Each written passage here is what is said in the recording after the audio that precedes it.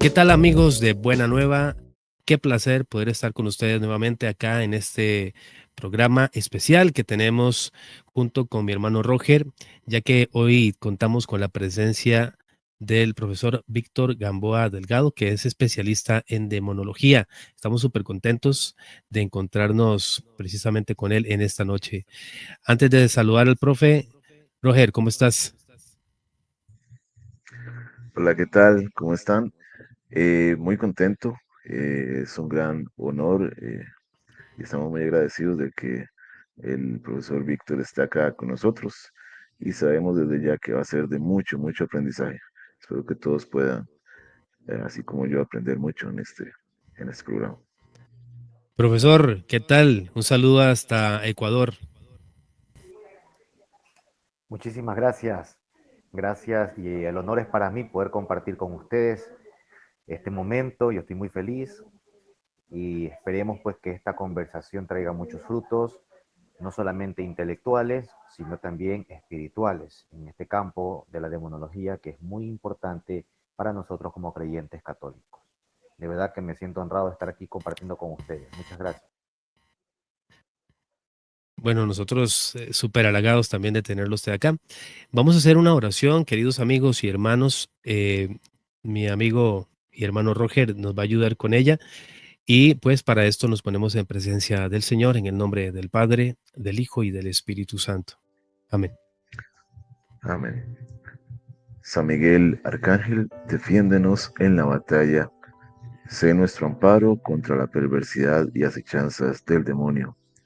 Reprímale Dios, pedimos suplicantes, y tú, príncipe de la milicia celestial, arroja al infierno con el divino poder a Satanás y a los otros espíritus malignos que andan dispersos por el mundo para la perdición de las almas. Amén. Padre, Hijo y Espíritu Santo. Amén. Cuestiones sobre el demonio es el tema que vamos a saborear, vamos a degustar con el profesor Víctor Delgado. Recuerde, puede también suscribirse, comentar, ¿verdad? Y por supuesto que compartir todo este material. Escuchas Buena Nueva. Bueno, mis queridos amigos y hermanos, vamos a quedarnos ahorita con el profe Víctor y por supuesto tendremos un momento también de conversación. Profe, adelante. Bueno, vamos a hablar un poquito acerca de las cuestiones demonológicas, es decir, el tema relacionado con el demonio. Eh, Vamos a centrarnos concretamente en la demonología judía para luego aterrizar en nuestra demonología cristiana, cómo el pueblo de Israel empezó a concebir la idea de algo que no conocía. Y es necesario perdón, primero centrarnos en la historia, es fundamental, porque a veces tenemos ciertos conceptos un poco erróneos cuando creemos que desde un principio el pueblo de Israel ya tenía el conocimiento acerca del mundo espiritual. Y vamos a darnos cuenta que no es así, que esto fue un desarrollo posterior, producto de ese intercambio cultural propio de los eventos históricos que tienen que ver con el exilio. Y el pueblo de Israel es un pueblo que ha estado sometido a más de 40 veces, aunque a veces solo nos acordamos del éxodo en Egipto, pero es un pueblo que constantemente ha estado exiliado y sometido por los pueblos subyacentes. El pueblo de Israel tiene varias particularidades en lo más primitivo de sus orígenes, y es entre ellas que es un pueblo que es o que contiene un conocimiento extremadamente lineal. Básicamente, lo que ellos conocen es lo que pueden ver, básicamente. Ellos desconocen el mundo alegórico, desconocen lo que es el alma, desconocen lo que es el infierno, desconocen lo que es el purgatorio, ángeles y demonios, todo eso ellos lo desconocen. ¿Qué es lo que ellos conocen? Muchas divinidades, Recuerden ustedes que en el mundo antiguo, mientras más divinidades tiene un pueblo, más desarrollado es. El pueblo de Israel es un pueblo que contiene muchas divinidades. Y esto es porque los pueblos que están al lado del pueblo de Israel, como en este caso los pueblos que circuncidan la región de la Mesopotamia, tenemos pueblos como los persas, los griegos, Egipto, Babilonia. Todos estos pueblos tienen muchas divinidades y el pueblo de Israel es uno de ellos. En un principio, el pueblo de Israel es un pueblo extremadamente politeísta. Esto es normal en el mundo antiguo. Las divinidades principales que tiene el pueblo de Israel son dos: un Dios Padre y una diosa Madre. El Dios Padre es el Dios El, de donde viene la palabra hebrea Elohim, y su consorte o esposa, la diosa Ashera, o Astarot, como también se la conoce, o Astarte, las famosas Astarte. Estas dos divinidades tienen 70 hijos. Entre esos hijos hay un dios menor, que es Yahvé. Yahvé tiene un hermano, bueno, tiene 69 hermanos, lógicamente, pero hay uno que sobresale por el resto de sus hermanos, que es Baal, o los Baales. Digo los Baales porque va a cambiar el nombre. Baal significa señor, pero va a cambiar el nombre que le sigue dependiendo de la región donde se encuentre o donde se lo adore. Quiero recalcar y aclarar que este es el pensamiento del pueblo de Israel de esa época. No estoy diciendo bajo ningún concepto que sean divinidades verdaderas. Quiero que quede claro eso. Estamos centrándonos en el mundo antiguo, lo que ellos pensaban. Entonces, los dioses tenían varias particularidades, pero las dos principales son las que voy a mencionar ahora. Número uno, eran dioses territoriales, no eran dioses universales, excepto el Dios Padre y la diosa Madre. El Dios Padre y la diosa Madre, es decir, él y Asherah, reparten territorios a sus hijos. Y dice el texto bíblico en el Antiguo Testamento, el libro del Deuteronomio, que a Yahvé le tocó la tierra de Israel. Es por eso que en el Antiguo Testamento Yahvé se muestra como un Dios único, adorado y que al mismo tiempo es benefactor de un solo pueblo. No es un Dios universal, solamente del pueblo de Israel. Por eso le va a llamar a Israel mi primogénito. La palabra primogénito en la Biblia tiene dos significados y hay que saber utilizarlos. Si bien es cierto, puede ser concebido como mi primer hijo y posteriormente puede tener más, pero el segundo título, que es el preeminente, el más eminente, el más importante, y para Yahvé, su hijo importante es el pueblo de Israel. Entonces, a los dioses se les repartirán territorios, como el dios Dagón, el dios Moloch, Baal mismo, etc. Cada uno tiene un territorio diferente. Yahvé será un Dios universal solo a partir del monoteísmo.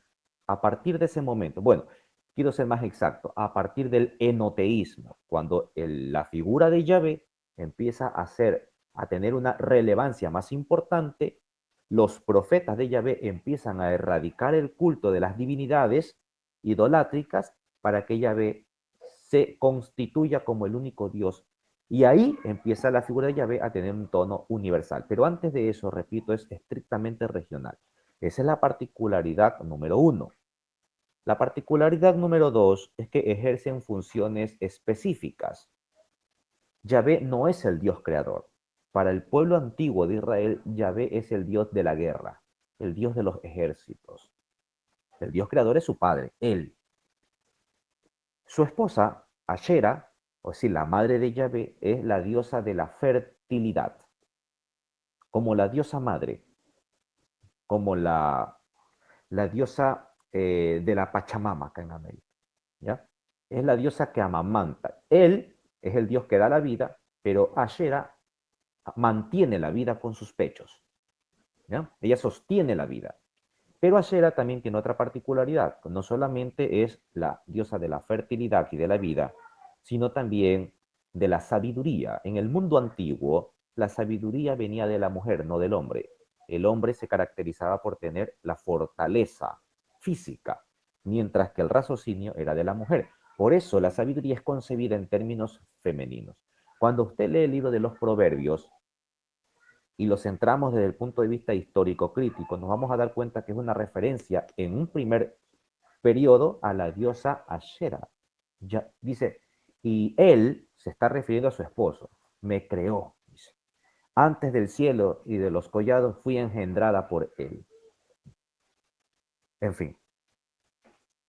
Luego, el texto de Proverbios se le adjudicará a Jesucristo en un periodo posterior. Hay textos que tienen varias implicaciones dependiendo el contexto exegético. Entonces, volviendo al tema, Yahvé tiene esa particularidad de que es el dios de la guerra, mientras que la otra, la madre, es la diosa de la sabiduría. ¿Y por qué quiero hacer énfasis en esto? Porque cuando entendemos estas partes, vamos a comprender mejor ciertos textos del Antiguo Testamento. Y antes de entrar en un detalle que tiene que ver con esto, quiero aclarar que el dios Baal era un dios extremadamente importantísimo y mucho más querido que Yahvé. ¿Por qué?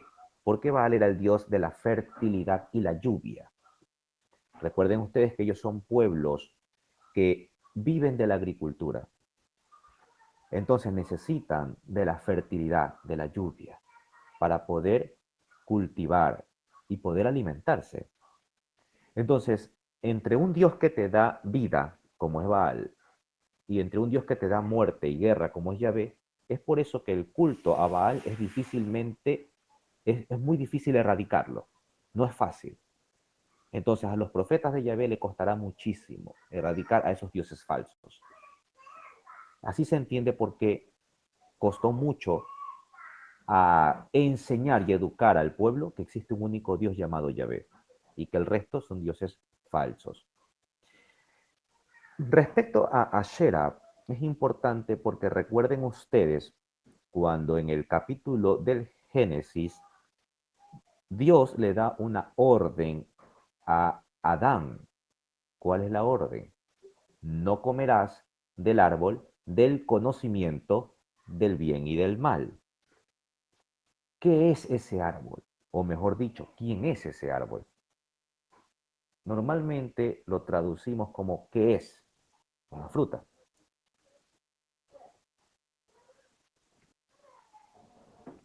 Bueno, debo ser honesto y debo de decir que en el mundo judío hay varias interpretaciones. Personalmente prefiero quedarme con esta, que la considero más académicamente posible. A la diosa Ashera, y eso lo sabemos por descubrimientos arqueológicos, lamentablemente no les puedo mostrar imágenes ahora, se la tallaba en árboles y en piedra. Era una mujer desnuda y con mayor frecuencia se la tallaba en los árboles. Y repito, ella es la diosa del conocimiento del bien y del mal. El texto lo que está indicando como enseñanza es que ese pecado de Adán y luego de Eva no es otra cosa más que cometer idolatría hacia Ashera. Entonces ahí se puede unir este rompecabezas. No es una fruta, no es una manzana, no es una hoja de higos, bueno, en fin. Se entiende más desde este aspecto. Bueno, volviendo al tema, el pueblo de Israel en un principio, repito, tenía todas estas divinidades. Pero resulta que llega un momento en la historia en que eh, Yahvé empieza a tener sus seguidores y ellos empiezan a erradicar a estas divinidades del mundo antiguo. Esto va a suceder principalmente post-exilio babilónico. ¿Ya? Pero mientras tanto, el pueblo de Israel va a tener un intercambio cultural con todos estos pueblos y van a adaptar van a adaptar muchas doctrinas de las que hoy nosotros conocemos del pueblo judío, pero que no eran otra cosa más que costumbres religiosas de otros pueblos. Les pongo varios ejemplos. Uno, eh, el número 7. El número 7 se concibe en las escrituras como un número sagrado, pero lo cierto es que el número 7 es un número sagrado en todas las culturas. O sea, no es propio del pueblo de Israel. De hecho, el pueblo de Israel lo adopta del mundo babilónico, porque en el mundo babilónico se sabía y se conocía las Pléyades, estas 7 estrellas que tienen nombres divinos. Entonces, por el motivo de las Pléyades, porque recuerden ustedes que los antiguos no veían un sol, no veían una luna, no veían estrellas, ellos veían dioses. Entonces las Pléyades eran divinidades en el mundo babilónico. Y ese número 7 representó algo divino por este tipo de esculturas. No en vano son 7 días a la semana. No en vano el número 7 siempre estará de manera preeminente en los textos del Antiguo Testamento. Por poner ese ejemplo. Ejemplo número 2, el famoso Shabbat. El Shabbat tiene un origen histórico y uno religioso, pero el religioso no será otra cosa más que una adaptación para tratar de ocultar el primero. ¿Cuál fue el primero? Cuando el pueblo de Israel estaba en Babilonia, ellos se dieron cuenta de que los babilonios adoraban a un dios llamado Shabbat, tú. ¿Qué significaba esto? Que esta divinidad era el dios del tiempo. Y los babilonios se dieron cuenta de que con el tiempo la gente muere. Primero se enferman y luego se mueren. La comida con el tiempo se pudre y se daña. Entonces, para ellos, el que avance el tiempo era algo visto como negativo. Y solo entendían del tiempo como una divinidad, como lo es la lluvia, como lo es la muerte. Entonces, decidieron un día protestar contra el dios del tiempo y crearon un día, el Shabbatú, en honor al dios Shabbatú. Y no era otra cosa más que no hacer nada, pensando que al no hacer nada el tiempo se iba a detener. Pero obviamente eso no pasó. Los israelitas que contemplaron estas prácticas en Babilonia, cuando ya son exiliados o regresan a sus tierras, ellos van a aprender estas costumbres del mundo babilónico. Porque los que se fueron no son los mismos que regresan. Ya regresarán los descendientes de descendientes. Entonces ellos van a practicar estas costumbres del mundo babilónico. No solamente costumbres religiosas, incluso lengua. El arameo viene de Babilonia, aunque también es una lengua semítica hermana del hebreo. Entonces, ¿qué pasa? Que cuando ellos vienen a la tierra de Israel y empiezan a adorar a Yahvé como único Dios, o al menos desde el punto de vista enoteísta, ellos se acordaron de esa práctica y se la dedican a Yahvé. Pero en vez de protestar contra Yahvé, hacer un acto de adoración exclusivo a Yahvé. Y deciden un día no hacer nada para adorar a Yahvé. ¿Qué día escogen? Bueno, el séptimo. El 7, ¿por qué? Por lo antes dicho. Así se forma el Shabbat. Pero luego el mundo de Israel, cuando ya se convierte en monoteísta, yo supongo que les da vergüenza narrar esta parte histórica y decir que esta creencia viene desde el mundo pagano. Entonces, los escritores del Antiguo Testamento, que son los escribas, los que están encargados de redactar el texto, ponen un origen.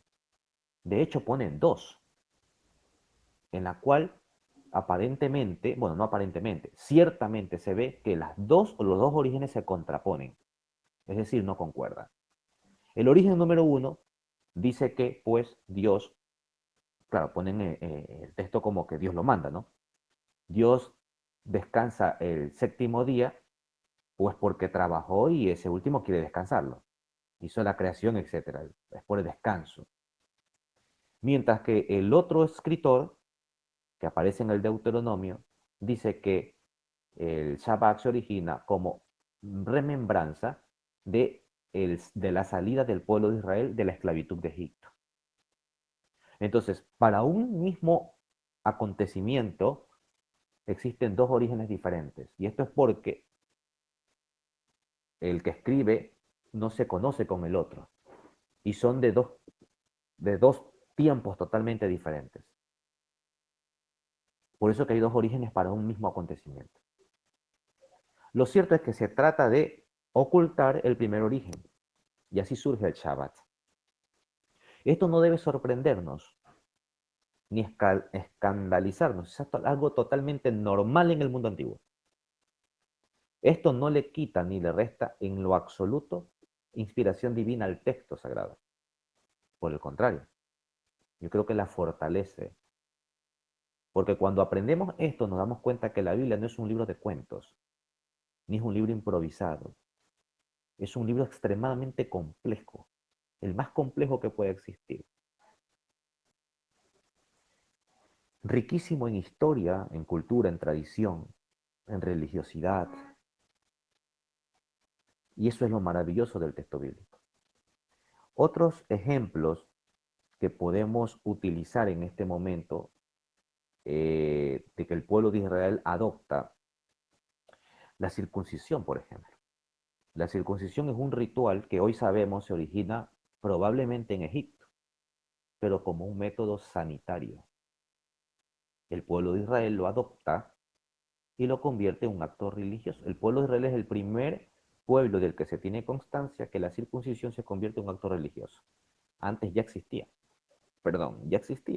pero como costumbre sanitaria. El mundo antiguo no sabe de medicina, pero pueden intuir por el ojo clínico. Le hacen la circuncisión sabiendo que con eso el bebé no se va a morir, pero no tienen ni la menor idea ellos de la cinética del trabajo, nada. De la medicina no tienen nada en cuenta de infecciones, no existe antibióticos, nada de esas cosas, ¿se entiende? Por poner ese ejemplo. Otro ejemplo de ese intercambio cultural.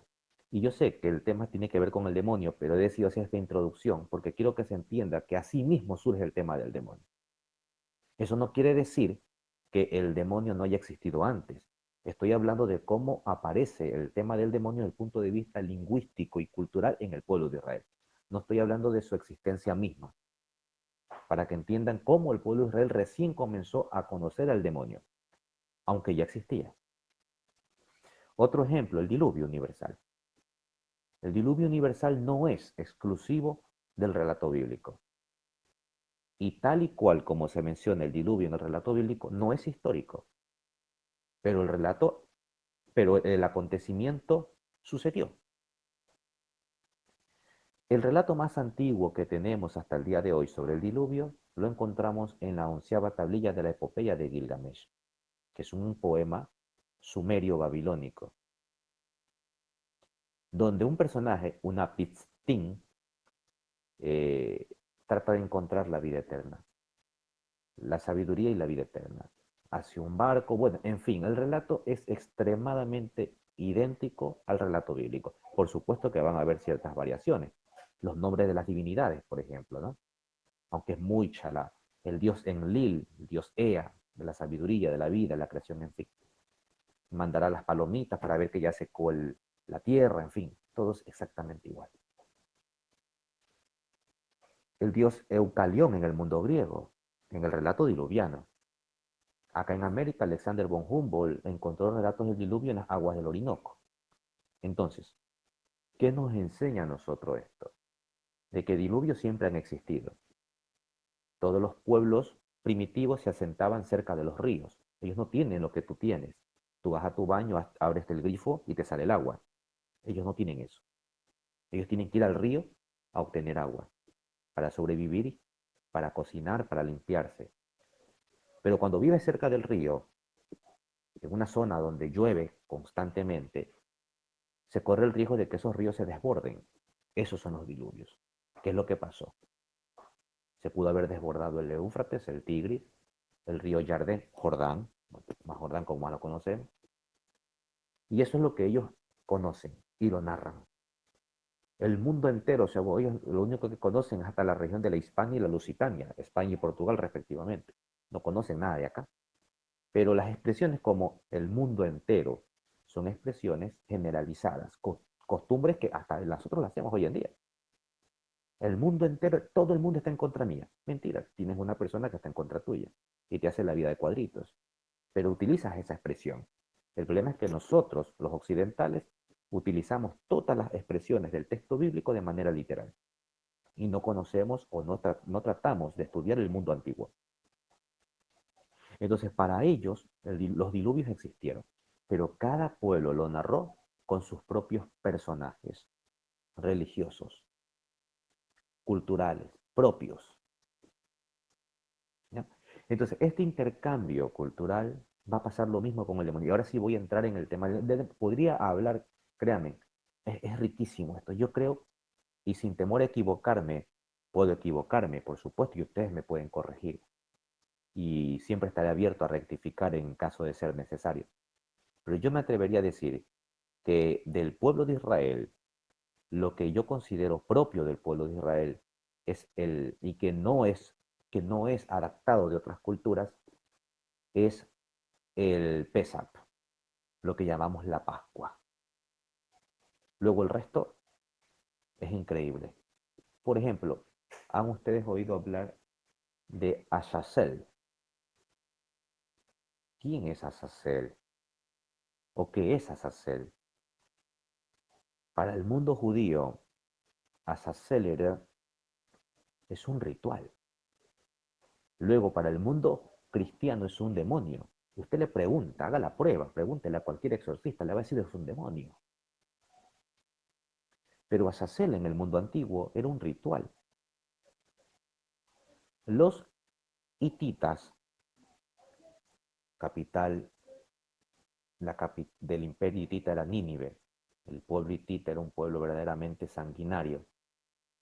Ellos tenían gente buena también, que se arrepentía de sus pecados. Y ellos tenían una particularidad, que enviaban al desierto dos machos cabríos, les ponían cintas y los tiraban al desierto para aplacar la ira del dios Asahu, que era el dios del desierto y del inframundo. Asahu, cuando el pueblo de Israel, que vive en unión con el pueblo hitita, estos israelitas, cuando regresan a Israel, adaptan esta fiesta, esta práctica.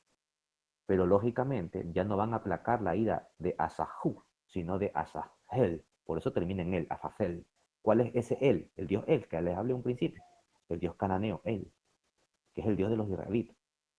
Cuando el pueblo de Israel decide entrar al monoteísmo yavista, todas las particularidades de él pasan a Yahvé. Entonces, Azazel es un ritual para el dios Yahvé, el único dios verdadero. Entonces, Azazel es un ritual. ¿De qué? De purificación. Dígame usted, ¿en qué parte del relato aparece el tema del demonio ahí? Pero sin embargo, para el mundo cristiano lo será. Entonces miren cómo hay reinterpretaciones del tema. Bueno, en fin, vamos ahora sí al tema del demonio, porque si no nos vamos todo el programa en colaterales y no llegamos al tema del demonio.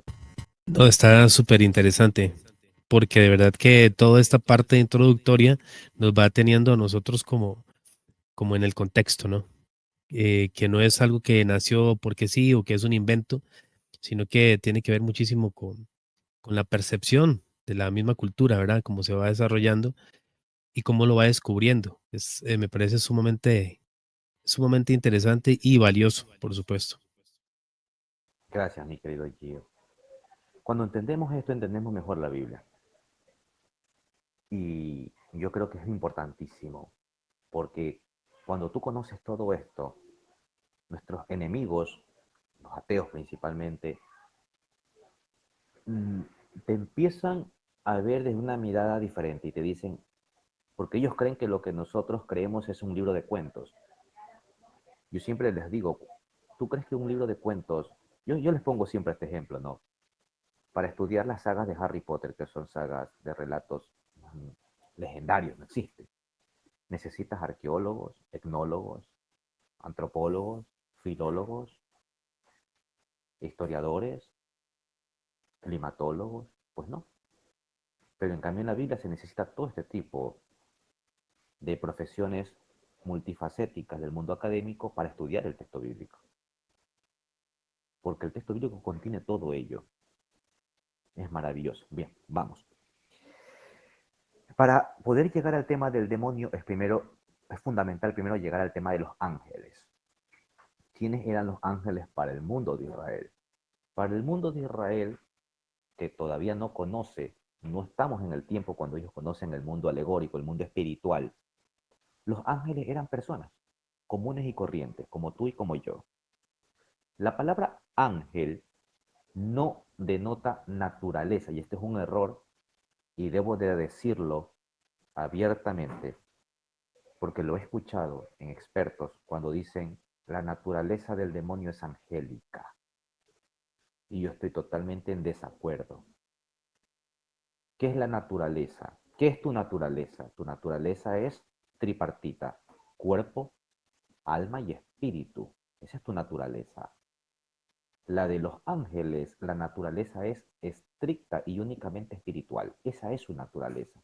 Su naturaleza no es angélica, porque el ser ángel corresponde a un acto de, valga la redundancia, actuación, ejecución, no a una naturaleza. Les voy a poner estas expresiones para que ustedes la entiendan mejor. Según San Agustín, dice así: el nombre ángel es nombre de oficio, no de naturaleza. Si preguntas por el nombre de esta naturaleza, de los ángeles, se te responde que es espíritu. Si preguntas por su oficio, se te dice que es ángel. El ángel es, pues, un ser espiritual y solo espiritual, si se entiende. Entonces, cuando entendemos estas expresiones, nos damos cuenta que el pueblo de Israel lo que entendía por ángeles eran personas en un principio. Porque el ser ángel corresponde a un oficio. ¿Qué significa ángel? Viene la palabra el hebreo malak, que significa mensajero. Una persona que normalmente era un profeta, como Jonás, por ejemplo, que lleva un mensaje de Yahvé hacia un receptor, ese es un ángel. Un ángel es un mensajero. El problema somos nosotros, y siempre digo esta expresión, el problema somos nosotros. Ángel, allá, un ser espiritual con alitas que vive en el cielo, de bata blanca y pelo rubio. No. En el mundo antiguo, ángel era esto. Jonás era un ángel. ¿Por qué? Porque está ejerciendo la función de ángel. Su naturaleza sigue siendo humana. No sé si se entiende la idea. Espero no confundirlos. En un principio es así. Otra expresión de Gregorio Magno. Aquellos santos espíritus de la patria celestial son siempre espíritus, pero no siempre pueden ser ángeles, ya que solamente lo son cuando ejercen el oficio de mensajeros. Y siempre cito estos dos padres, San Agustín y a San Gregorio, para que no digan el profesor Víctor es un hereje. Está enseñando cosas que por primera vez yo estoy escuchando y está equivocado. Bueno, dos hombres como, dos santos varones como ellos, lo decían primero que yo, aunque honestamente no lo aprendí de ellos. Pero cuando me di cuenta que ellos decían lo que yo ya creía, para mí fue un gran alivio, porque dije, bueno, citando a los dos padres, ya nadie me tachará de hereje, porque no es fácil enseñar algo que cambia la perspectiva de lo que hemos creído siempre. No estoy diciendo que los ángeles no existen. No estoy diciendo que los ángeles no sean seres espirituales. Lo que estoy diciendo es que en el mundo antiguo, la primera cosmovisión de ángeles del pueblo de Israel es que eran personas. Luego tomarán otra cosmovisión, que es la que nosotros conocemos. Eso será después. ¿Sí está claro? ¿Ya? Entonces, es por eso que vamos a entender mejor expresiones en la Biblia, como por ejemplo, ¿recuerdan ustedes aquel pasaje cuando Alok lo visitan dos ángeles. Lot tiene que llevar un mensaje a la ciudad de Sodoma, y es que Yahvé va a destruir la ciudad. El pecado no es la homosexualidad, como se dice, es el pecado de la inhospitabilidad del pueblo de Sodoma. Pero en fin, ese es otro tema. No me voy a desviar.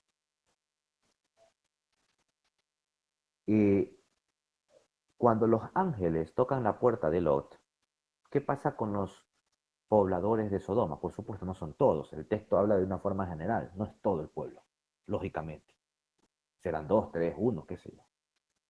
Quieren sodomizar a estos dos ángeles. En la desesperación, Lot abre la puerta y le dice, miren, miren señores, no hagáis eso. En tal caso te doy a mis hijas, que son vírgenes, hagan lo que ustedes quieran, pero a estos dos santos ángeles no les hagan nada. El texto lo dice así, sí o no. Entonces aquí nosotros nos ponemos a analizar. Si son ángeles espirituales, lo primero es cómo pudieron verlos. Y yo sé, alguien dirá, se materializaron. Bueno, se materializaron, lo cual eso en la Biblia. Segundo, si son tan poderosos, ¿por qué le tendrían miedo a las personas? ¿No bastaría simplemente con la voluntad para poder destruirlos? ¿Acaso Jesús no dijo, acaso no puedo pedir yo a mi Padre que me envíe 12 legiones de ángeles? Y ellos vendrían en mi auxilio. O sea, los ángeles, por concepto, son extremadamente más poderosos que nosotros. ¿Por qué tendrían miedo de simples mortales que les hagan daño? Pero en este texto se ve claramente que ellos son indefensos ante estas personas que les quieren hacer daño. Y aquí viene otro texto, otro análisis que confunde a las personas que no son expertas en el texto bíblico. Y es porque Dios y el texto se muestra tan, vamos a utilizar una palabra muy humana, pero que tiene una respuesta. Para el ignorante es ¿por qué es tan aberrante? ¿Cómo es posible que el padre permita entregar a sus hijas? Claro, ningún padre haría eso, pero en el contexto histórico era más importante para un hombre la hospitalidad a un extranjero que la dignidad de una mujer que no servía para nada, más que para procrear. Esa es la realidad del contexto histórico. La mujer en el mundo antiguo era un objeto, no era un ser humano. Sí, tenía cualidades humanas, sentimientos incluso, pero su dignidad no pasaba más allá que la misma dignidad. Y con todo respeto, si hay alguna dama que nos está escuchando, en el mundo antiguo, por supuesto, no es el pensamiento de ninguno de nosotros aquí, es que para ellos la dignidad de una mujer era la misma dignidad que tenía una vaquita, que tenía un perrito, que tenía un terreno. Por eso, en los mandamientos dice, no robarás. Y abajo, o al revés, dice, no tomarás la mujer de tu prójimo. Porque son cosas. Aquí no hay pecado moral. El adulterio no tiene un concepto de pecado moral en el mundo antiguo. Lo que tiene como pecado es el concepto del robo. Si tú le quitas la mujer a tu prójimo, le estás quitando un objeto, porque esa mujer te cocina, te lava y cuida a tus hijos. Entonces, si tú se la quitas, le estás quitando un objeto valioso, pero de trabajo para el hombre. No existe el concepto moral. El concepto moral lo propondrá Jesucristo y le da la dignidad a la mujer que se merece. ¿Se entiende? Como siempre tengo el peor de los errores, desviarme del tema, otra vez tratemos de regresar y a ver si logro coger el hilo, porque a veces me pierdo. Entonces, el tema de los ángeles en un principio, ellos son vistos como simples, son personas comunes y corrientes, ¿ya? Comunes y corrientes. Por eso Jacob, perdón, pelea contra el ángel de Dios o contra Dios y le gana. En fin, hay muchos textos más, muchos, muchos, porque en el mundo de Israel antiguo es así, son personas. Tobías, por ejemplo. Y este texto sí es yo creo que este texto es un poco diferente. En un principio, el escritor, perdón, concibe al ángel Rafael como una persona común y corriente. Si ustedes leen el texto de Tobías, que es único, el ángel Rafael tiene nombre, tiene un padre, hijo de Ananías, tiene un salario, le pagan, trabaja, come. Y no solo eso, es pariente de Tobías. El escritor lo muestra como un ser humano común y corriente, que solamente es mensajero de Yahvé. Como Juan el Bautista. Juan el Bautista es un ángel, porque es un mensajero. Sí se entiende la idea. Luego, al final del texto de Tobías, cambia radicalmente y este personaje se convierte en un ser espiritual. Este es un texto único en ese sentido, a mi juicio. En el mundo antiguo de Israel, quiero aclarar, la palabra profeta no es aceptado, bien vista. ¿Qué es un profeta? La palabra profeta viene del griego profimí, hablar antes de, es decir, era un adivino. En el mundo griego, como Tiresias, era un adivino. Por eso que usted para un judío, mejor dicho, ¿cómo está dividido el Tanakh de la Biblia hebrea? En tres partes, ¿verdad? Torah, Nevi'im, Ketuvim. Los Nevi'im, de donde viene la palabra Naví significa mensajero. Por eso que el mundo de Israel no acepta la palabra no es bien vista la palabra profeta, porque un profeta es una palabra griega que significa divino. Por eso para ellos es un Naví. ¿Cuál es la diferencia? Que el profeta lleva un mensaje que es propio de él. Ha recibido a lo mejor una enseñanza de los dioses, pero él vaticina cosas que van a pasar, pero son propias de él. A diferencia del mensajero de Yahvé, que no inventa nada, lo que hace es traer la palabra de Yahvé. Por eso siempre en el Antiguo Testamento el profeta dice, y Yahvé habló, y Yahvé dijo. ¿Se entiende? La diferencia entre un profeta y un naví, entre un adivino y un mensajero de Yahvé. Estos mensajeros son hombres en un principio. Luego, ¿cuándo empiezan ellos a conocer todo este mundo alegórico?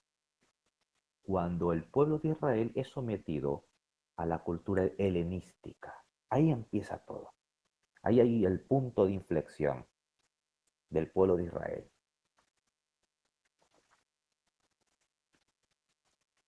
Por supuesto que los griegos no se lo inventaron. Ellos también lo adoptan de otras culturas antiguas. Y entonces el pueblo de Israel empieza a tornarse un pueblo monoteísta. Quiero recalcar que el primer pueblo en ser monoteísta no fue el pueblo de Israel. Ya los zoroastros lo hacían. Entonces, los griegos que aprenden, también de los zoroastros y de estas culturas antiguas, que existe un mundo espiritual, que existe el cielo, el infierno, ángeles y demonios. ¿Qué era el cielo para el pueblo de Israel antes? Ellos creían que Dios estaba, que la tierra era plana, por supuesto, era plana, pero que había una cúpula. Y encima de esa cúpula estaba sentado Yahvé ahí. Literal, así creían ellos. Esa cúpula tenía unos agujeros que se abrían cuando Yahvé lo ordenaba y caía el agua que estaba encima del cielo. Por eso dice el Génesis, y separó Dios las aguas del cielo y de la tierra. Abajo de esa tierra había un espacio central llamado Sheol. No es infierno, porque ellos no conocen el infierno. Sheol es una palabra hebrea que significa o se traduce correctamente como no sé. Así se traduce, no sé. Porque el pueblo de Israel, los israelitas, cuando moría una persona, ¿y a dónde va papá? ¿A dónde va mi tío que murió? No sé. Sheol. No sé. Porque si no conocen el mundo espiritual, ¿qué le puedes responder? No sé. Sheol no es la tumba. Kever en hebreo, no es la tumba. Es simplemente una respuesta a decir, no sé qué es. Ahí hay un hueco debajo de la tierra, en el centro, ese es el Sheol. No sé qué pasa ahí. Por eso hay textos bíblicos que son mal utilizados por los protestantes cuando dicen, es que el muerto no tiene conciencia de nada. como que si el muerto cuando muere, valga la redundancia, se acaba todo. No, lo que sobrevive es el alma, pero toman textos de un pueblo que no conoce el mundo espiritual. ¿Sí se entiende la idea? Luego, por supuesto que va a cambiar este pensamiento y el Seol será otra cosa. O mejor dicho, aparecerá el concepto de infierno. El Sheol de Jesús es diferente incluso a este. Pero bueno, ¿por dónde me quedé? Bueno, pues vamos al tema. Profe, sí, definitivamente tenemos muchísimo para seguir conversando, ¿verdad? Porque hasta ahorita, en toda esta parte de contexto, es necesario, como le dije anteriormente, porque no podemos entrar de un solo socollón, así un solo sopetón, ¿verdad?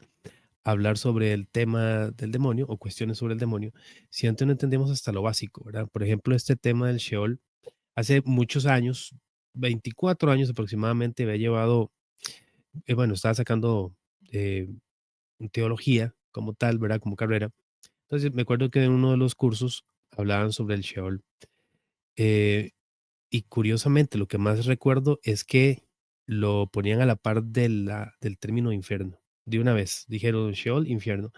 Pero según lo que usted nos comenta, en la antigüedad, pues eso no era posible, porque no entendían sobre ese mundo espiritual, sino que ya entendiéndolo, lo entenderíamos hoy por ser cristianos, ¿verdad? Porque proviene de Cristo, si no me equivoco. Mira, sí, a ver, te voy a poner el ejemplo. Te voy a decir lo que Jesús entendió por Sheol, ¿ya? A ver, Jesús vive en una cultura helenística. Jesús es prácticamente griego. De hecho, Jesús nace siendo griego. Esta expresión es un poco radical. ¿Por qué te digo esto? Porque el imperio que gobierna a la tierra de Israel, mal dicho Palestina, Palestina no existe en tiempos de Jesús, en tiempos de Israel, de hecho es la tierra de Judá. El imperio romano es el imperio que gobierna todo ese territorio. Y Israel es una provincia del imperio romano. Una provincia, no es un estado libre, autónomo. Es un pueblo que pertenece. Es como acá, cuando éramos o formábamos parte de las colonias españolas, para algunos historiadores mal utilizada la palabra colonia, bueno, lo utilizaré por términos técnicos. Nosotros no éramos Ecuador, Argentina, ¿no? Éramos provincias de ultramar, pertenecientes a las coronas. España tampoco existía. El término España como tal es muy posterior, lo que serían a la corona de Castilla, la corona de Aragón, en fin. Lo mismo pasa allá. Jesús nace, si bien es cierto, como israelita, como judío, pero él forma parte de un imperio que lo ha gobernado en todos los aspectos, especialmente el cultural y el religioso. Por eso es que los textos del Nuevo Testamento se escriben en griego, no se escribe ninguno en hebreo, ninguno del Nuevo Testamento. Paréntesis, del único que se sabe que se escribió en hebreo es el texto de Mateo, el segundo evangelio en escribirse. Pero aún así, no existe hasta el día de hoy dicha fuente. Es decir, nadie lo ha podido ver. No existe. Lo único que se tiene hasta el día de hoy son los textos griegos, que probablemente datan del año 80 más o menos de la era cristiana. Se cree que el hebreo data de aproximadamente el año 70 quizá, pero no existe. Pero profesor, ¿cómo sabemos entonces que sí existió? Porque lo menciona eh, Papías, obispo de Hierápolis, y lo recoge Eusebio. Pero luego del testimonio de Papías no sabemos si lo dice existió, pero nadie lo ha encontrado hasta el día de hoy, ¿se entiende? Luego todo fue escrito en griego, todo, griego tolemaico, griego ático, bueno, griego jónico, en fin, dependiendo del dialéctico, el dialecto, perdón, pero todo fue escrito en griego. Es porque estamos viviendo, o Jesús, mejor dicho, vivió en un mundo helenístico. Entonces, si Jesús vive en un mundo helenístico, Jesús sí conoce ángeles, demonios, espíritus, cielo, infierno. Y el infierno que él conoce es el infierno griego, no es el infierno, no es el Sheol hebreo. Pero Jesús, que es un maestro, no estoy diciendo que no sea Dios, es nuestro Dios, pero me estoy concibiendo de una manera muy humana para entender mejor esto. Tiene a sus apóstoles, que son 12 personas analfabetas, 12 personas que tienes que explicarle como niños. No le puedes explicar en términos técnicos, teológicos, a 12 personas que son pescadores, un recaudador de impuestos, que no te van a entender. Por eso Jesús utiliza la midrash, las parábolas, para enseñar. Jesús es un iluminado, un maestro iluminado, taumaturgo, el Hijo de Dios, pero los discípulos no. Entonces Jesús va caminando por las murallas de Jerusalén y se da cuenta pues que ahí hay una fosa común llamada el Valle de Ben Hinnom, Hinnom, de donde viene la palabra griega Gehenna, y del hebreo Sheol y latinizado infierno o infiernos, infierno. En ese lugar, en el Valle de Ben Hinnom, Valle hijo de Hinnom, Hinnom era una persona común y corriente, se depositaban los cadáveres de los niños y animales ofrecidos en sacrificio a las distintas divinidades que el pueblo de Israel adoró. Porque hasta Salomón adoró niños y sacrificó niños. Y eso lo sabemos por la Biblia. Ese valle estaba compuesto por un material de piedra caliza. El fuego que nunca se apaga, dice Jesús. Claro, nunca se apaga, siempre está ardiendo. Ahí es el crujido y rechinar de dientes. Tiran cadáveres, pero también tiran gente agonizante. ¿Y esa gente qué hace cuando se está quemando viva? Gritan. Ahí es el rechinar de dientes, los quejidos, los gemidos, el dolor. Y la carne que no se consume se pudre. ¿Y qué aparece ahí? El gusano que nunca muere. ¿Sí entiende? Entonces Jesús está observando lo que pasa en las murallas, en el valle de Ben Hinnom, y utiliza esa midrash, como cuando utiliza todas las midrash que hizo para enseñar a sus discípulos. De esa manera catequiza la enseñanza del infierno a sus apóstoles. Pero Jesús no está diciendo que el infierno es un valle físico, que hay fuego físico. Es espiritual, porque lo que sobrevive a la muerte no es la carne, es el alma. Y esa alma, y no lo digo yo, lo dice el catecismo, es un estado espiritual de tormento eterno o de beatificación eterna, para lo contrapuesto que es el cielo. Y el purgatorio, un estado de purificación temporal. Entonces Jesús no le puede decir, a ver, miren chicos, el cielo es un estado espiritual. No, tiene que utilizar cosas que él está viendo para que ellos puedan aprender algo. Entonces el infierno que tiene Jesús es un infierno que él conoce del mundo griego, que él conoce espíritus malignos, tiene el conocimiento de fantasmas, de espectros, de posesión demoníaca, cosa que tú no lo ves en el Antiguo Testamento. Nárrame un texto del Antiguo Testamento donde hable de posesión demoníaca. Porque son dos pensamientos diferentes. Porque hay un pueblo helenístico que te ha catequizado de otra manera. Dios quiso así. Dios quiso que por medio de otras culturas el pueblo de Israel se enriquezca a una perfección teológica para luego hacer su propia enseñanza doctrinal. Así lo quiso. Y es maravilloso. El pueblo de Israel se ha nutrido de otros pueblos, de otros. Y el infierno cristiano, por supuesto, es el mismo que enseña Jesús. Es ese estado espiritual. Pero ¿qué pasa? Que en tiempos como de la literatura, de Dante Alighieri, la Divina Comedia, del Paraíso Perdido de John Milton, o también la demonología medieval, entonces volvemos un poco al pasado, cuando concebimos la idea de un infierno físico, con fuego, cadena, y eso sí trajo una repercusión yo considero de retroceso al concepto teológico que entendíamos de un principio. Entonces, el tema, yo creo que el tema del demonio lo hacemos en la segunda parte, hacemos esta introducción para ir acabando, para luego sí poder ya entrar con el tema del demonio como tal. quiero acabar esta introducción con el demonio, cómo entra en el pueblo de Israel, ¿ya? Solamente cómo entra. Luego, ese desarrollo del Nuevo Testamento lo haremos después. Solo Adelante. cómo entra en el mundo de Israel. En el mundo de Israel, repito, en un principio no existen demonios. ¿Quién es el que hace el mal? Yahvé. Yahvé es el hacedor del bien y del mal. No lo digo yo, lo dicen los Salmos, lo dice Isaías. La muerte y la vida viene de Yahvé. Para ellos no existe un ser antagónico a Dios. Ese ser antagónico a Dios lo vemos en el mundo de los zoroastros. Para ellos no.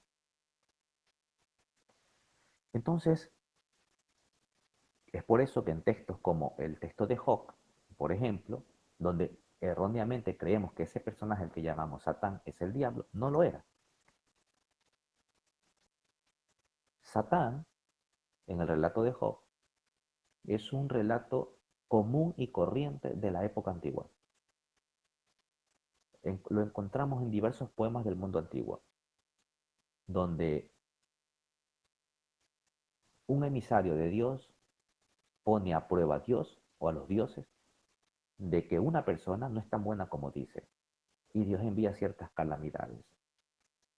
Bueno, estos relatos, estos poemas son comunes en el mundo antiguo. El Satán, que siempre aparece con el artículo el o el Satán, al Satán, observen ustedes en la Biblia de Jerusalén. Y el Satán le dijo a Yahvé, y al Satán le respondió, porque no es un nombre propio. Significa el que obstaculiza, el fiscal que pone sospechas. Entonces, en este texto del Job no se conoce al demonio. Y si no me creen, vayan a la Biblia de Jerusalén, vayan a Job 1.6, vean el asterisco, váyanse a las letras de abajo, y ahí el texto mismo dice que Satán, exacto, 1.6, que Satán será concebido como el diablo o Satanás propiamente a partir de los textos de las crónicas. Y los textos de las crónicas son mucho más tardíos. Porque cuando se escriben los textos de las crónicas, ya estamos viviendo un periodo posexílico. Entonces, ese Job, ese Satán de Job, no es el diablo. Lo mismo sucederá con la serpiente del Génesis. Para el mundo antiguo, la serpiente es la serpiente, o una divinidad. ¿Cuándo será concebida la serpiente como ese demonio que tentó a Adán y Eva? Pues a partir del Nuevo Testamento. Y si queremos dar un texto más tarde, más temprano, sería el texto de sabiduría, que es la primera vez que menciona a la serpiente como el mal, como el diablo. Y el primer texto bíblico que menciona la existencia de una condena eterna y del infierno como tal es el libro de Daniel, que son textos mucho, pero mucho más tardíos. Entonces, cuando el pueblo de Israel, post-exilio, conoce el mundo del demonio, entonces ya saben que existe el demonio, que es un ser espiritual. Pero ese ser espiritual no pudo venir de las manos perfectas de Dios. Tuvo que haber tenido un antecedente, porque Yahvé todo lo crea perfecto. Entonces ellos dijeron, fueron los ángeles, pues. Ángeles espirituales que ya concibieron después de que entraron en contacto con el mundo griego. Pero no está resuelta la situación. Pareciera resuelta. Los demonios eran los ángeles, pero ¿cómo pasaron de ángeles a demonios? Entonces ahí viene todo un proceso que durará años y años y años de debate teológico, que es lo que vamos a tratar en la siguiente clase.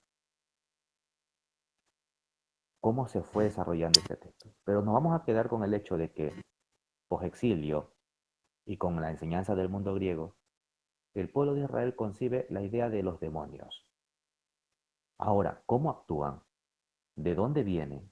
¿Por qué pecaron? Y cómo cambia de una manera más importante en el Nuevo Testamento es lo que vamos a abordar después. Al punto que todas esas divinidades que para ellos eran dioses, como Baal, luego en el Nuevo Testamento será un demonio, Baal Zebul. Ashera será una diosa. Era una diosa, perdón, será un demonio. Y todos los dioses del mundo antiguo, del pueblo de Israel, terminarán siendo demonios. Demonios. Y solo quedará Yahvé como único Dios.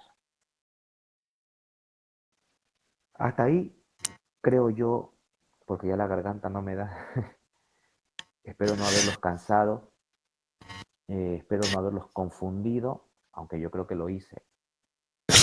Disculparán alguna desaveniencia. Sé que hay muchas preguntas sueltas. Probablemente no estén de acuerdo con lo que yo estoy diciendo, es normal y por supuesto lo acepto y lo respeto. Pero quiero dejar claro, por si alguien no entró no estuvo desde el inicio, quiero dejar claro que todo lo que he enseñado es lo que el mundo antiguo creía. No estoy diciendo que eso sea lo correcto, ni que hemos estado equivocados nosotros los católicos. No estoy diciendo eso. Estoy diciendo que ese es el pensamiento más antiguo del pueblo de Israel, que poco a poco irá cambiando. Y yo utilizo mejor una palabra, perfeccionando.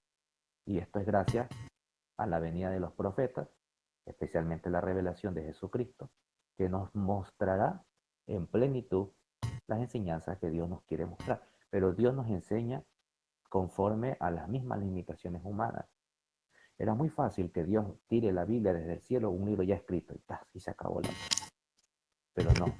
Dios ha querido que ese libro, Biblia, que es un libro sagrado, tenga también las imperfecciones humanas, pensamientos humanos, tanto políticos, religiosos, en fin, que es un libro perfecto, inspirado, pero que contiene el pensamiento también imperfecto del hombre.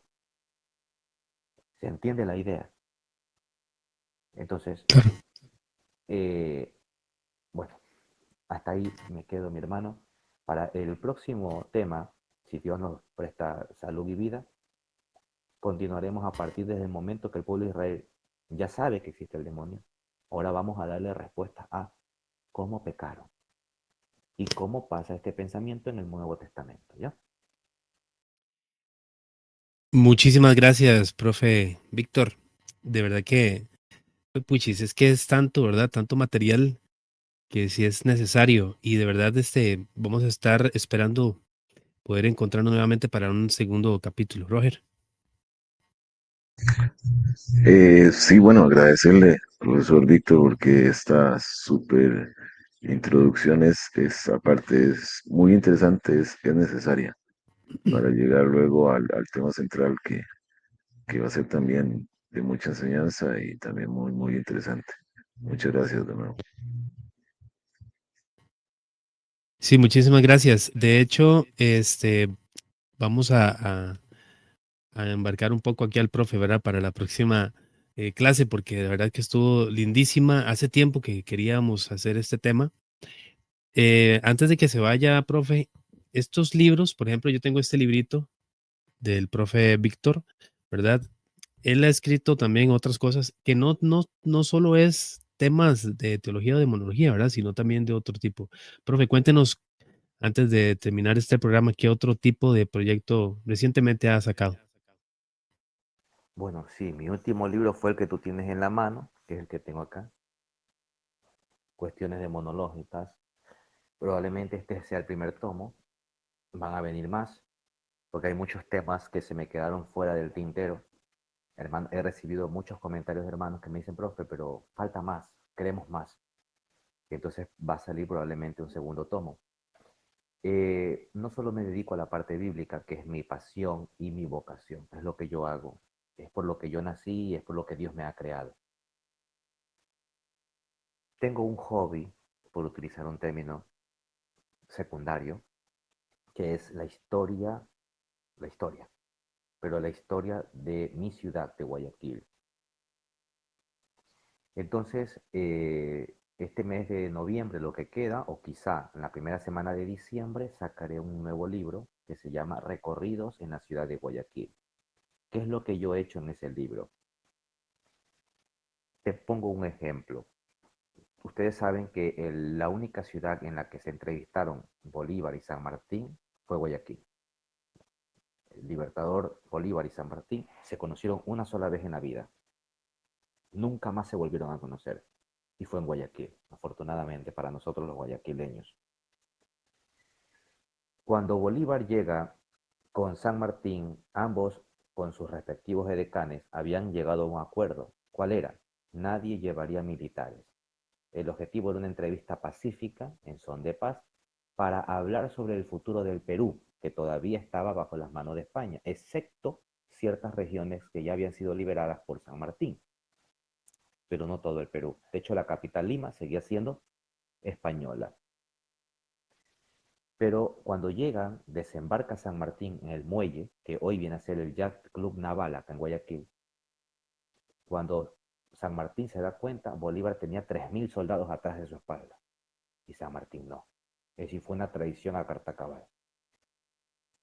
A lo que le da la mano Bolívar, que era chiquitito, y San Martín, que era enorme, lo mira hacia arriba. Bolívar le dice: bienvenido a la República de Colombia, cuando Guayaquil era independiente y había alzado su independencia y Guayaquil se había declarado libre. Pero Bolívar con esas palabras estaba diciendo que iba a anexar a la fuerza o por voluntad propia, lo que nunca iba a pasar, a la provincia libre de Guayaquil, a la República de Colombia, hoy conocida como Gran Colombia. ¿Qué hizo San Martín? Pues no podía hacer nada. Entonces San Martín lo único que hizo fue conversar sobre el asunto del Perú. Pero Bolívar le dijo: no pueden haber dos libertadores, solo hay uno, ese soy yo. Bolívar era muy egocéntrico. Por si acaso, no tengo nada en contra del libertador, lo admiro. Solo digo lo que dicen las fuentes, por si acaso. San Martín era un hombre mucho más humilde, más sencillo. San Martín, lo que le interesa a San Martín es que el Perú quede libre. Entonces le entrega prácticamente la batuta, el poder, y Bolívar se encargará de todo. Bien, ese majestuoso y épico momento del saludo de manos sucede en el muelle de Guayaquil, que hoy es el Yacht Club Naval. Yo me desplazo al lugar, recopilo historias, pongo fotos antiguas de ese lugar con fotos modernas donde estoy yo, y yo hago los recorridos de esos lugares. Y les traigo a mi gente, en un lenguaje muy sencillo, estos relatos históricos, pero con las fotos del pasado y del presente, para que los jóvenes de ahora, cuando vayan a ese lugar, digan: ay, aquí fue que se entrevistaron, aquí fue que se conocieron, porque ya no hay vestigio. ¿Se entiende? Por ejemplo, ahí se saludaron, pero la reunión, ellos se reunieron en una casa del hombre más rico de Guayaquil de la época, don Manuel Antonio de Luzárraga, que actualmente queda en la calle, la avenida Simón 9 de octubre y Chimborazo. Bueno, Panamá y Chimborazo. En esa casa, que hoy en día pasa desapercibida, estuvo una casa comercial, en fin, pues en esa casa, ahí comieron, bailaron, en ese lugar histórico. Bueno, entonces yo ahí me he tomado fotos y recopilo historias sobre la casa, qué pasó en ese día, en ese momento, ¿se entiende? De eso se trata el libro. No solo de Libertador, de personajes, de médicos, de cantantes. Acá de Julio Jaramillo, que es un cantante extremadamente Buenísimo. conocido. Tengo la casa donde él vivió, en fin, todas estas cosas. De eso se trata el libro, que también es un tomo y saldrán muchos más. Sigo recopilando historia, partes que ya no existen. Bueno, en fin, es lindísimo. Entonces, esa es la segunda actividad en la que yo me dedico, que como historiador de mi ciudad de Guayaquil.